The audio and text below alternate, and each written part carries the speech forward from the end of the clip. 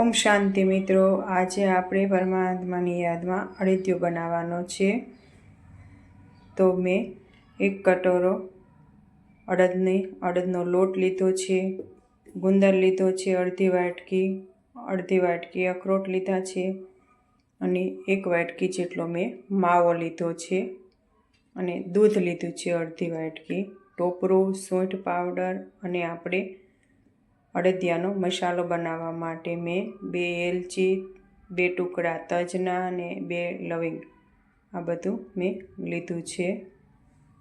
હવે આપણે એને પાવડર બનાવી લેશું ખાણીમાં। આ આપણે પાવડર તૈયાર થઈ ગયો છે અને મેં પોણો વાટકા જેવી સાકર લીધી છે ચાસણી કરવા માટે। જો એક કઢાઈ લીધી છે, એમાં મેં 1 વાટકો ઉપર થોડું ગાયનું ઘી નાખ્યું છે। હવે આપણે ઘી ઓગળી ગયું છે, પછી એમાં આપણે જે આ અડદનો લોટ લીધો તો 1 કટોરો એ નાખવાનો છે। જો આ રીતે આપણે અડદનો લોટ શેકવાનો છે।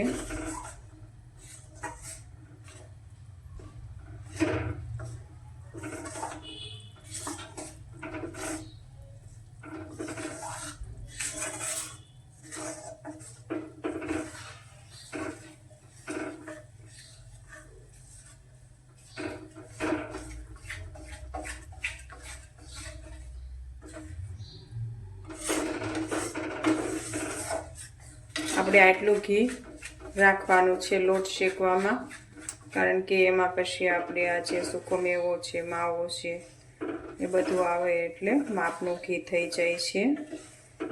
તો આટલું ઘી આપણે લેવા દેવાનું છે। હવે આપણે આ લોટ શેકાય છે।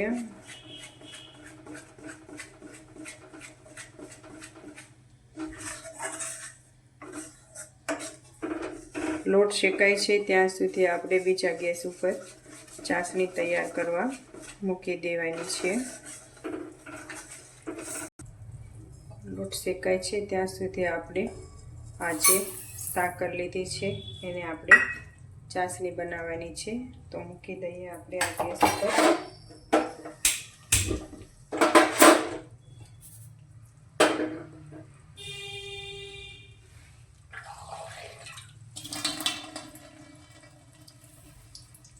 એમાં આપણે સાકર બુડે ત્યાં સુધી પાણી નાખીશું।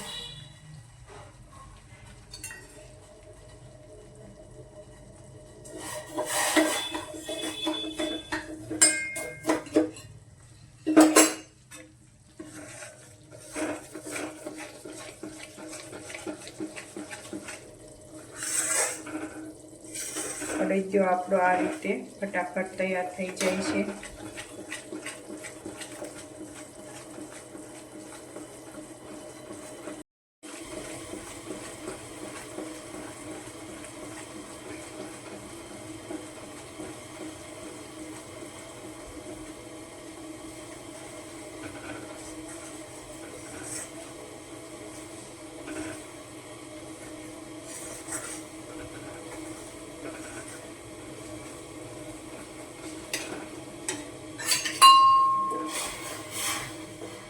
આપણી આ સાકર ઓગળવા લાગી છે।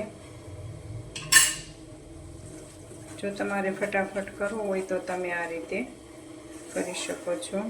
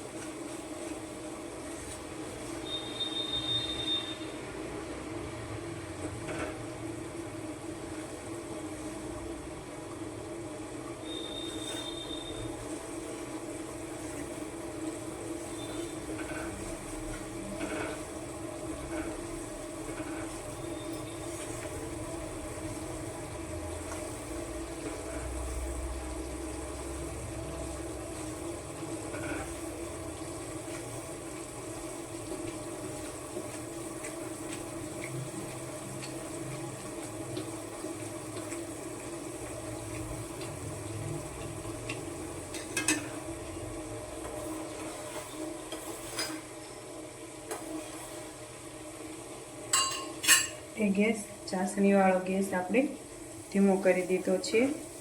હવે એ ધીમા ધીમા તાપે ચાસણી આપણી તૈયાર થશે અને અડદનો લોટ પણ સરસ ધીમા તાપે શેકાય છે.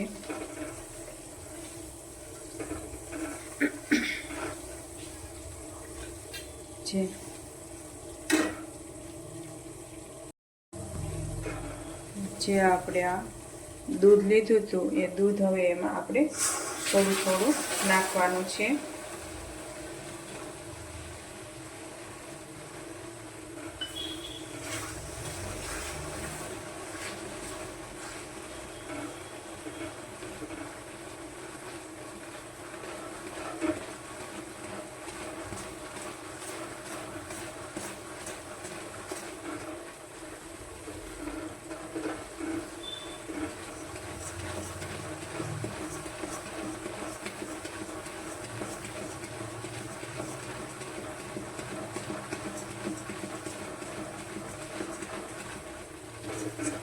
આપણે ઝીણો લોટ જ લેવાનો છે, કરકરો લોટ નથી લેવાનો.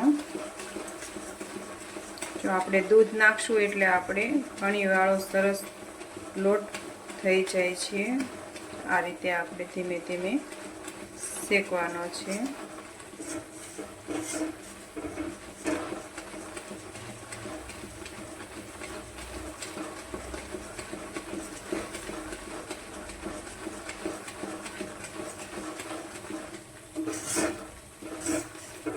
જો તમારે અડદિયું બનાવવું હોય તો તમે આ રીતે ચોક્કસ બનાવજો, સરસ હલવાઈ જેવો જ થશે.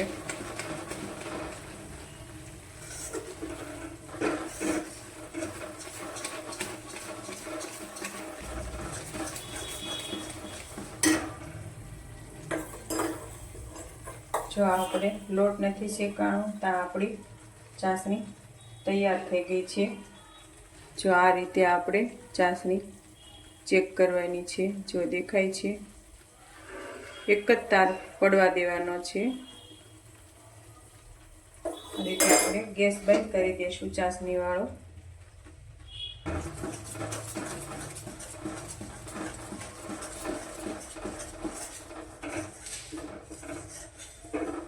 જો હવે આપણે આ જે બીજું દૂધ બચાવ્યું હતું એ પણ એમાં આપણે એડ કરી દેવાનું છે. જો આપણે જે બધું દૂધ લીધું હતું એ આ રીતે ધીમે ધીમે આપણે એમાં નાખી દીધું છે. હવે આપણે એને ફરીથી શેકીશું. આ રીતે આપણે શેકતું જ રહેવાનું છે.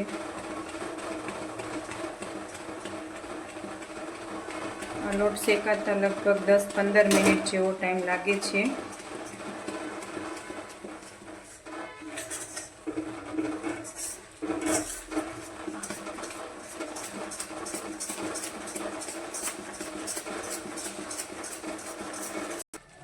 જો આપણે લોટ આ બદામી રંગનો થઈ ગયો છે. હવે આપણે એમાં જે આ માવો લીધો હતો એ માવો એમાં એડ કરવાનો છે. માવાને પણ આ રીતે સરસ શેકી લેવાનો છે.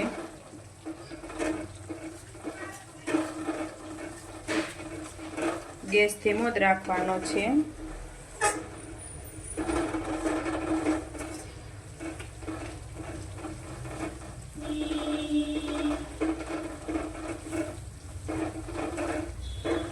આ માવો પણ મેં ઘરે બનાવેલો છે.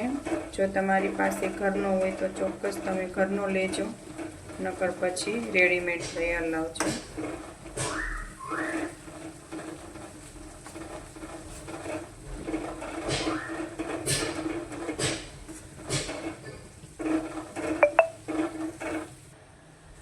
આ રીતે આપણે માવો પણ એમાં નાખી દીધો છે. હવે એમાં આપણે જે આ ગુંદર લીધો તો પોણી વાટકી જેવું એ મેં અંદર અડધી વાટકી ગુંદર નાખ્યો છે. જો તમને વધારે ભાવે તો તમે વધારે પણ નાખી શકો છો.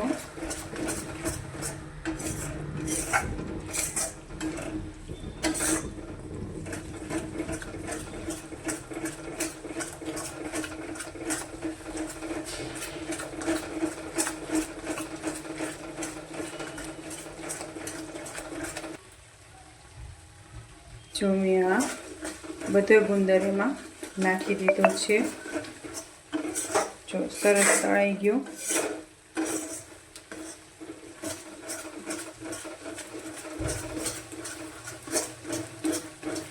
ગુંદર આપણો સરસ તળાઈને રેડી થઈ ગયો છે. હવે આપણે એમાં જે ચાસણી છે એ અંદર નાખવાની છે.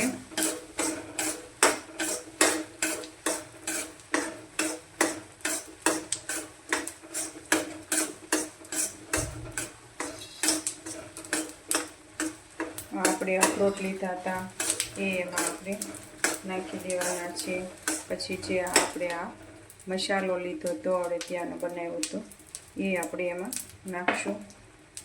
અને ટોપરું છે, સૂંઠ પાવડર, જે બધી સામગ્રી લીધી તે બધી આપણે આમાં નાખીશું.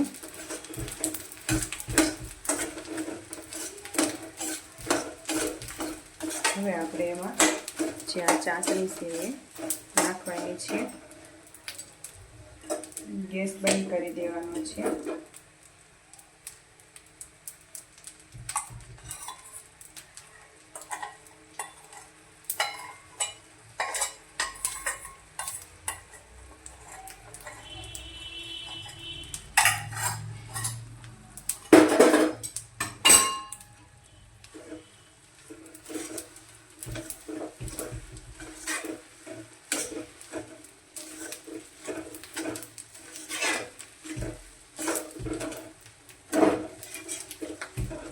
જો આ રીતે આપણે સરસ તૈયાર થઈ ગયો છે.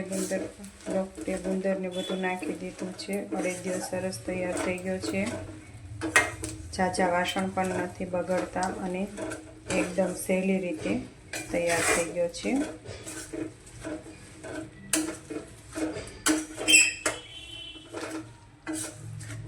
હવે આપણે ગેસ ચાલુ કરી દઈશું. ધીમા તાપે થોડીક વાર એને આપણે હલાવવાનો છે.